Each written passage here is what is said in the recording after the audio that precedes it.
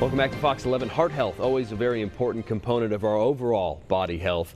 But during a pandemic, we're seeing even more how important taking care of your ticker is to stay in good shape. And Dr. Ernst von Schwarz, he's a cardiologist by trade. He's also been our COVID expert throughout this pandemic. He joins us this morning with the very latest. First off, Dr. von Schwarz, good morning. Let's start with what we're seeing in the pandemic right now. We hit the 30 million case mark yesterday in the U.S.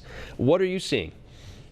Well, thank you. Good morning, Joe. First of all, the numbers go down. As of yesterday, California had 2,700 new cases, which is less than a couple of days before. So in contrast to Europe, we are in a good shape right now, probably because of the vaccinations. What we are seeing now is two things. One is we still see the long haulers, meaning the post-acute COVID syndrome patients, which present months after they had COVID with things like fatigue, insomnia, and especially shortness of breath.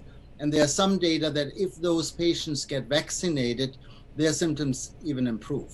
And the other thing we are seeing is now the pandemic depression, fatigue, and weight gain. And that's why I think we want to talk a little bit about the exercises we all can do at home. Yeah, now as a cardiologist, I mean, you must be seeing people coming in who just probably over the last year have not been getting the same activity level that they have been. What are some good things we all should be doing when it comes to working out and keeping our heart healthy?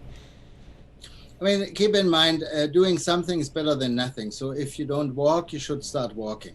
However, for the heart, the main thing to keep our heart and blood vessels healthy is to keep the blood vessels elastic. So we want to avoid stiffening of our arteries, because if that happens, then that leads to what we call endothelial dysfunction, and that leads to calcification, and that leads down the road to strokes and heart attacks.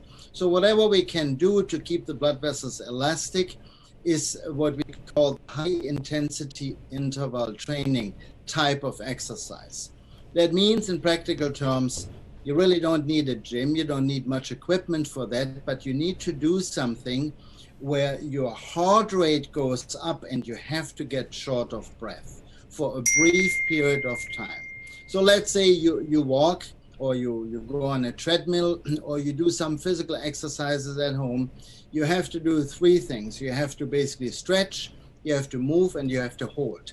And if you do that at a high intensity level, just for a few seconds, like 10, 15 seconds, 30 seconds even better, as long as your heart rate goes up and you get a little short of breath, this kind of exercise trains your heart, increases your metabolism, helps you to lose weight, and, as I said, keeps your blood vessels elastic.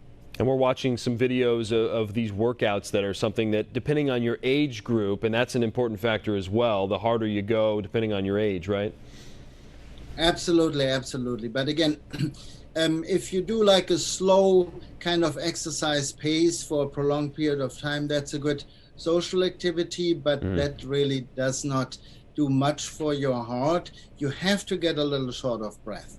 We see a lot of patients when we do stress tests, for example, and they tell us, well, we walk every day a mile or 2 miles, but after 30 seconds, their heart rate goes up to 120 beats per minute. That means they are still deconditioned. In order to overcome being deconditioned, you have to push it for a brief period of time. So with the high intensity interval training, you want to get your heart rate up to 85% of your maximal heart rate, which is defined as 220 minus H, so 85% of that.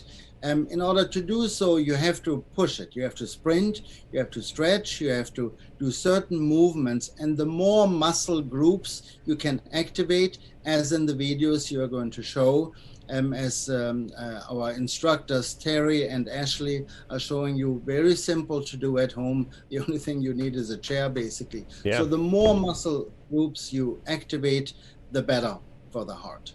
Dr. Ernst von Schwarz, thanks so much. We appreciate you joining us every week, giving us an update on the pandemic, and of course talking with heart health this morning as well. Thanks so much. Thank you so much, Joey.